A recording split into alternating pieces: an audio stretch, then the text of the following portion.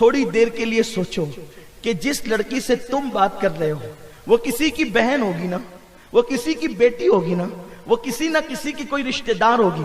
اگر تمہاری بہن سے کوئی اس طرح بات کرے تو تمہیں کیسا لگے گا؟ اللہ کے رسول صلی اللہ علیہ وآلہ وسلم نے فرمایا کہ جب تک تم کامل مومن اس وقت تک نہیں ہو سکتے جب تک تم جو چیز اپنے لیے پسند کرتے ہو وہ اپنے مومن بھائی کے لیے پسند نہ کرو. تو آپ اپنی بہن کی آبرو کو لٹانا پسند کرتے ہیں؟ جب نہیں پسند کرتے تو آپ دوسرے کی آبرو لوٹنا کیوں پسند کرتے ہیں؟ اور پھر ایک لڑکی جس سے آپ بات کر رہے ہو، جس کو پارک میں لے جا رہے ہو، جس کو تحفے دے رہے ہو، جس کے ساتھ افیئر کر رہے ہو، کوئی گارنٹی ہے کہ اس کی شادی آپ کے ساتھ ہو جائے گی؟ پہل کوشش ہوتی ہے کہ شادی ہو جائے، لیکن جب شادی نہیں ہوتی ہے تو پھر اس کے بعد کیا پلان ہوتے ہیں؟ چلو بھاگ جائیں گے. اب آپ مجھے بتائیں، میں اس پہ تبصرہ ضرور کروں گا بغیر کسی خوف کے. اگر ایک نوجوان لڑکا ایک لڑکی کے ساتھ بھاگ جاتا ہے، جذبات جوان ہے، آج آپ بھاگنا چاہتے ہیں بھاگ جائیں گے، کون روکے گا آپ کو؟ ماں باپ مجبور ہے، بوڑھے ہیں بیچارے. سماج حال یہ ہے کہ لوگ کہتے ہیں کہ بھئی کسی کے معاملے میں مت پڑو، جو جیسا کر رہے اس کو ویسا کرنے دو. اہل علم کا حال یہ ہے کہ حق بولنے کی ہمت کم رہ گئی لوگوں کے اندر، اس لیے کہ ہر آدمی خطرہ مول نہیں لینا چاہتا. حق بولیں گے تو لوگ گالیاں دیں گے، حق بولیں گے تو لوگ پتہ نہیں کیا کریں گے. ایسے وقت میں جبکہ نفسا نفسی کا عالم ہے، بیٹیاں لڑکوں کے ساتھ بھاگنا چاہتی ہے، ٹھیک ہے تم بھاگ جاؤ گے. کتنے دن تک تمہارے جذبات رہیں گے؟ مہینہ، 2 مہینہ، 5 مہینہ، 6 مہینہ. پھر تم لوٹ کر کے آؤ گے، لوٹ کر کے آؤ گے. چلو نکاح ہو گیا، سب ہو گیا، کورٹ میرج ہو گیا، یہ ہو گیا، وہ ہو گیا. لیکن اللہ جب آپ کو اولاد دے گا، نکاح کیوں کیا ہے؟ بانجھ رہنے کے لیے کیا ہے. شادی کیوں کی ہے؟ بکروں کی طرح گھومنے کے لیے کی ہے. کس لیے شادی کی ہے؟ باپ بنو گے نا، وہ ماں بنے گی نا.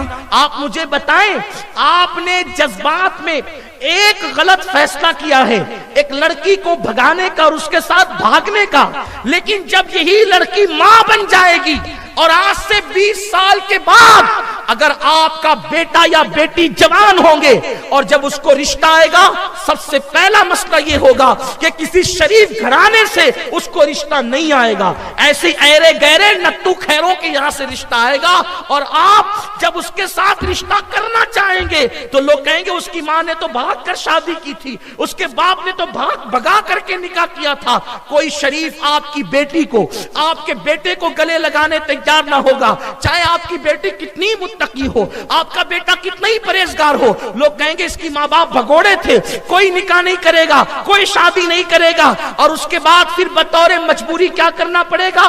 آپ کو ایرے غیروں کے ساتھ اپنے بیٹا اور بیٹی کو جو ہے وہ نکاح کر دینا پڑے گا. اور آپ کے ایک غلط فیصلے کی وجہ سے آپ زندگی بھر بھگتتے رہے، لوگوں کا تانا سہتے رہے. اس کے بعد پھر آپ کی بیٹی برداشت کر رہی ہے اس تانے کو، آپ کا بیٹا برداشت کر رہا ہے اس تانے کو. شریف لوگ گلے لگانے کے لیے تیار نہیں، معاشرے میں کوئی اپنا بنانے کے لیے تیار نہیں. یاد رکھیں، اگر آپ یہ سمجھتے ہیں کہ آپ ایک غلط فیصلہ 12، 15، 25، 20 سال کی عمر میں، جس عمر میں آپ کرنا چاہیں اس عمر میں آپ نے غلط فیصلہ کیا، اسی غلط فیصلے کو بزرگوں نے نام دیا ہے لمحوں کے گناہوں نے صدیوں کی سزا پائی. آپ یہ چاہتے ہیں کہ آپ اپنے غلط فیصلہ کر کے اپنی نفسانی خواہشات کی بنیاد پر آپ اپنی نسلوں کو تباہ کر دیں، آپ اپنی نسلوں کو برباد کر دیں.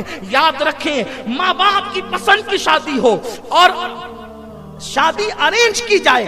لو میرج اسلام قبول نہیں کرتا، ارینج میرج اسلام قبول کرتا ہے.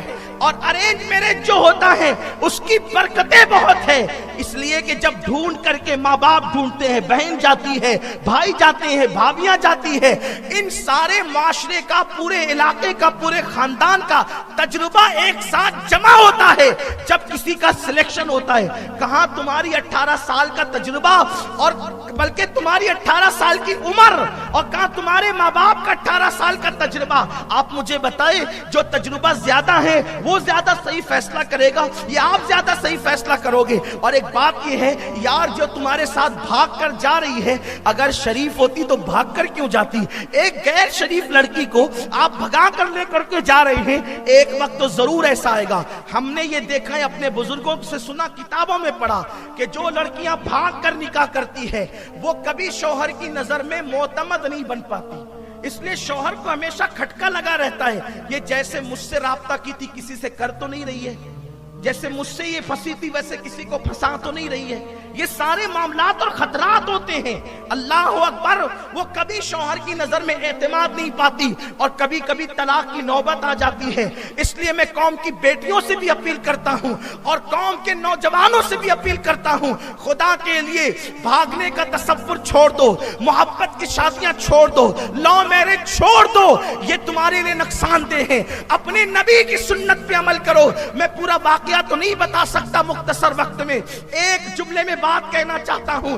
جب خدیجہ کی سہیلی جناب نفیسہ نے میرے رسول سے کہا تھا کہ اے محمد کیا تم خدیجہ سے شادی کرو گے، تو میرے آقا جو مختار کل ہیں، جس کی شان ہے اللہ اکبر، نگاہیں اٹھتی ہے تو قبلہ بدل جاتا ہے، سراقہ کے لیے سونا حلال ہو جاتا ہے، عبد الرحمن کے لیے ریشم حلال ہو جاتا ہے، وہ رسول خدا نے جس کو جنت کے اختیار دے رکھے ہیں، اپنے خزانوں کی کنجیاں دے رکھی ہے، جب نفیسہ نکاح کے معاملے میں میرے رسول سے کہتی ہے کیا تم خدیجہ سے شادی کرو گے، تو آقا کریم کا تاریخی جملہ تھا، شریفوں کے رشتے راستوں میں طے نہیں ہوتے، جا کر کے میرے بڑوں سے بات کرو، وہ جو کہیں گے وہی میری مرضی ہوگی۔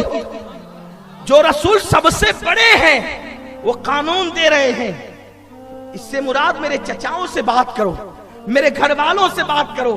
اور پھر نفیسہ حضرت جناب ابو طالب کے پاس گئی اور بات ہوئی، انہوں نے ہاں کہا تو سب نے ہاں کر دیا۔ اس سے پتا چلا حضور نے قانون دیا، حضور کو اختیار نہیں تھا معاذ اللہ۔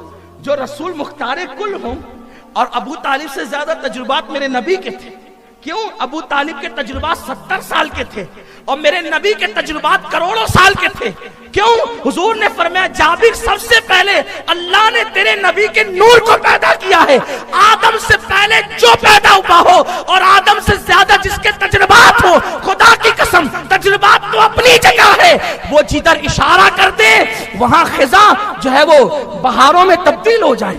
انہیں کیا ضرورت ہے، انہیں کیا غرض خزاں سے اور بہار سے، وہ نگاہ کر دیتے ہیں۔ تو فیض جلیل خلیل سے پوچھو، آگ میں باغ لگاتے یہ ہیں، جب وہ آگ میں باغ لگا سکتے ہیں تو کیا وہ زندگی کی خزاں میں بہاریں نہیں عطا کر سکتے انہیں؟ لیکن وہ قانون دینا چاہتے تھے، فرمایا شریفوں کے رشتے راستوں میں طے نہیں ہوتے۔